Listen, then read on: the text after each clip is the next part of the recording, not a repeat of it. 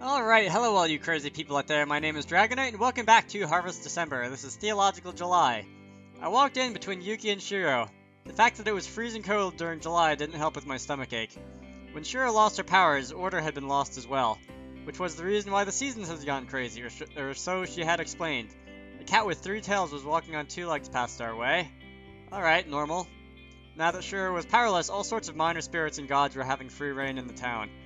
As I watched the peculiar cat walk away, I met Yuki's eyes. Let go of him now, Yuki grated as she clung on to my left arm. Show some respect for your god and you let go, Shiro retorted as she clung on to my right. The peculiar cat looked back and gave me a pitying look. It shook its head and went on its way. You have no words, Mr. Cat, I called out. Of course, the 2 that flanked me showed no concern for my distress. They say it's your fault that everything has gone out of control around here. Everyone is having problems with the unseasonal snow. So what? You're the Tochigami, so fix it.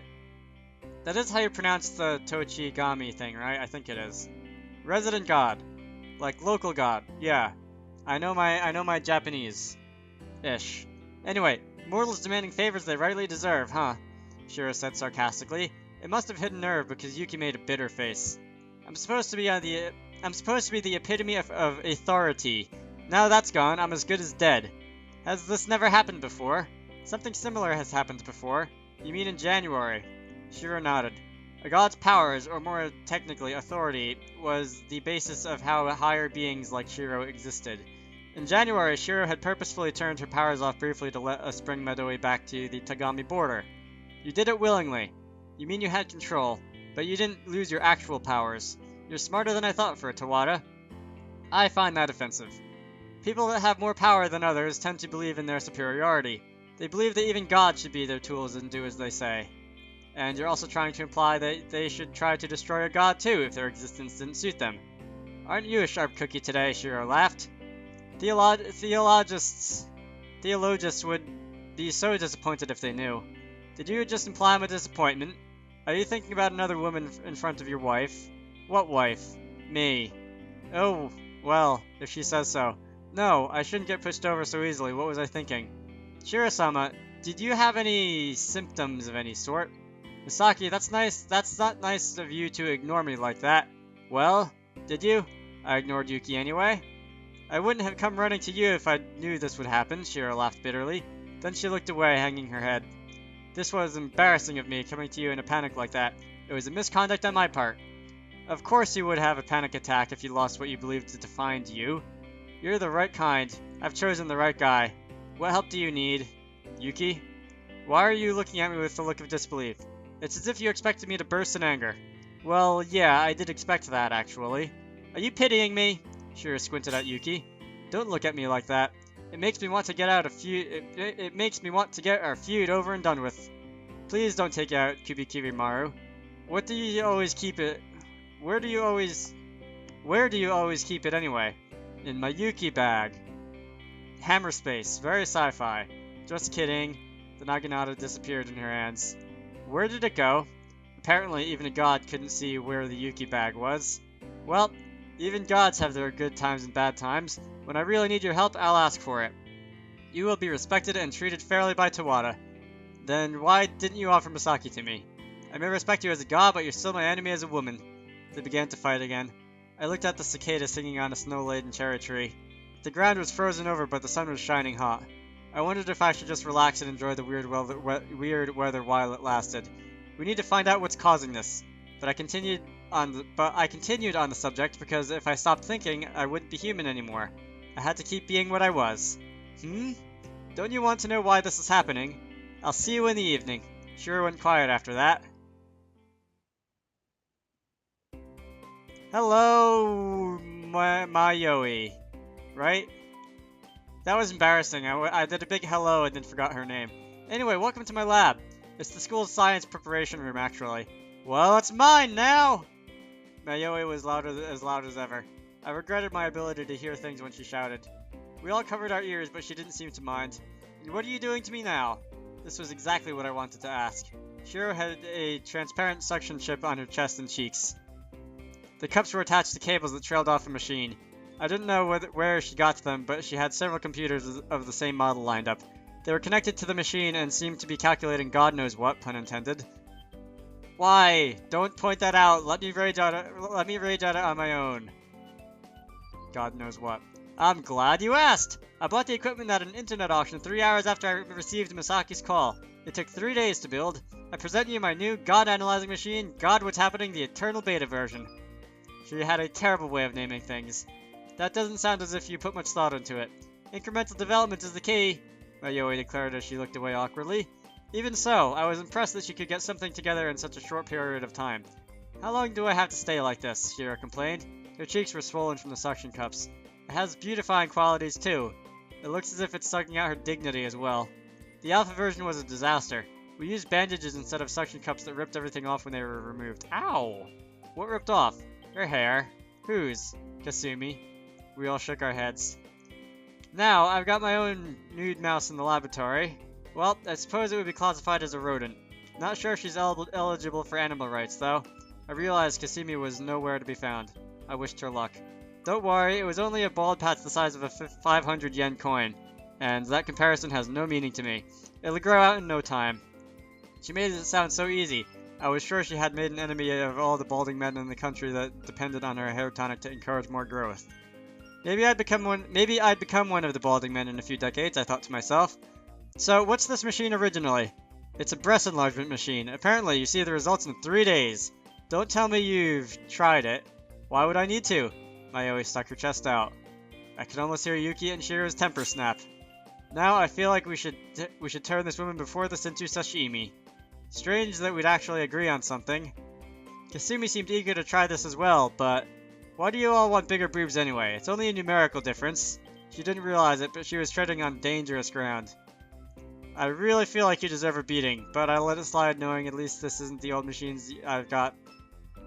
This isn't your old used machine I've got all over me. Actually, you're partly right. This is a used machine. That doesn't make any sense. Yeah, you said Kasumi hadn't tried it either.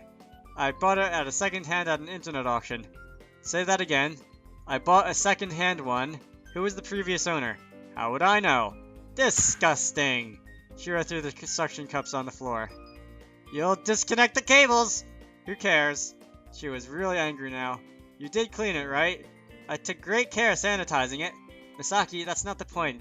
You don't know who's used it and where it's been. I don't see the problem, I trailed off, switching on my imagination. I thought of the previous owner using the breast-enhancing machine.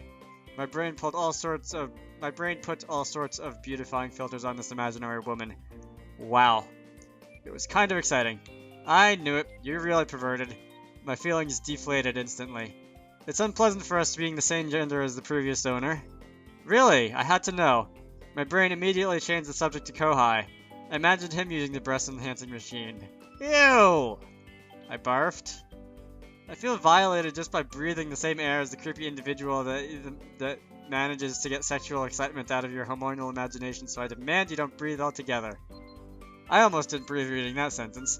How's the hair growth coming? You deserve to die! Kasumi, who had snuck into the laboratory without our noticing, dashed out of the room leaving a trail of tears. If you're going out, remember to pick up my order from the toy shop, Mayoi called out after her. She was relentless. Good lord.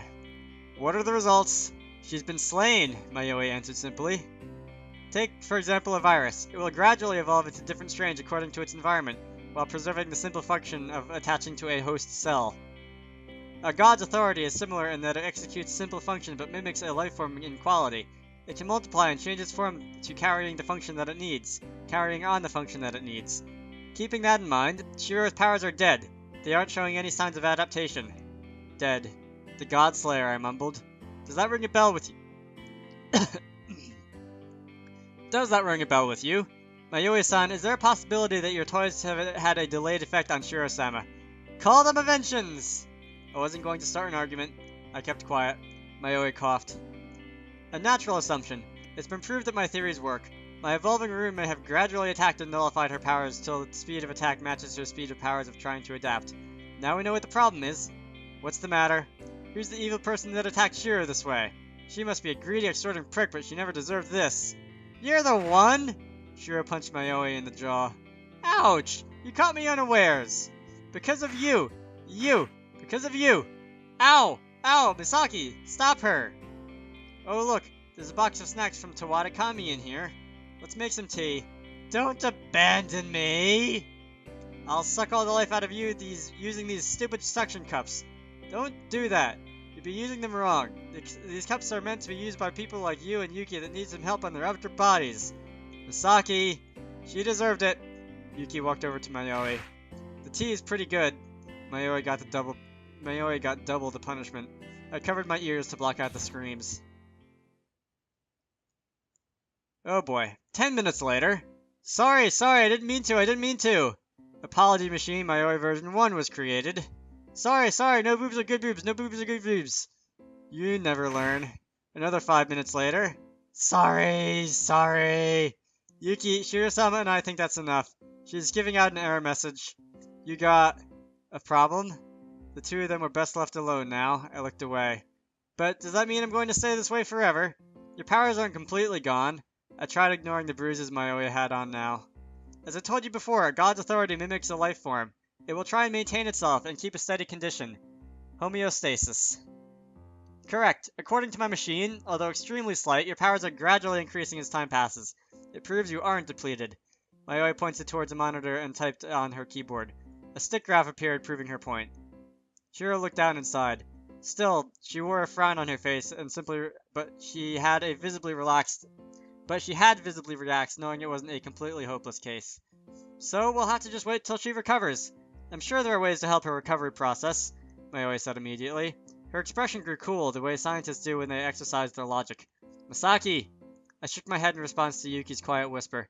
Nothing could distract Mayoi from her thoughts now. Judging from her silence, this was no easy task. Mayoi was an engineer who preferred trial and error, but instead of jumping right in, she was spending time thinking things out, which meant she knew that there was a way that she hadn't quite decided, but she hadn't quite decided which path to take. Do you think you can do it? Ellipses. A flash of irritation went through Mayoi's expression. Perhaps she was annoyed at being hurried in her thoughts. Yes, I can do it, she replied defiantly. Same idea, she replied definitely after a moment. She had found a new challenge. Her smile didn't meet her eyes, which remained cool. I suppose I'll have to stay this way till you find a solution. Does it bother you? I probed. You'll know it does, and yet you ask. That's mean of you. You've been alive for so long. Waiting a little wouldn't hurt, would it? You're being too nice to her, Masaki, Yuki said with a pout. Is that a bad thing? No, I'm just jealous. Wow, you said that out loud, just like that. Being too nice and death shall befall. On whom? You, of course. Naturally, I sighed. Oh, be too nice and death shall befall. On you. Anyway. Kidnap. I'm going to end this off here, I think. My name is Dragonite. I hope you all enjoyed that, and I will see you all later.